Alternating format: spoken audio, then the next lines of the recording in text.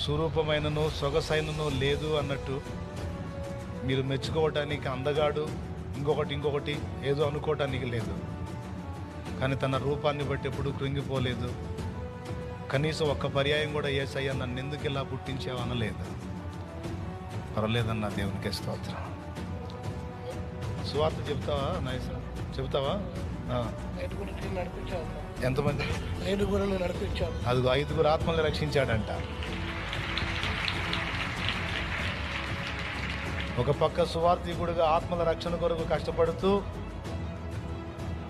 మరో పక్క దేవుని సన్నిధిలో నాకు సహకారిగా పరిచర్య చేస్తూ ఎంత ధన్యత పొందాడు.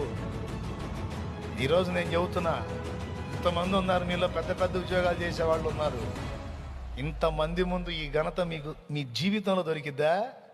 ఇది చాలా అసలు మా వాడికి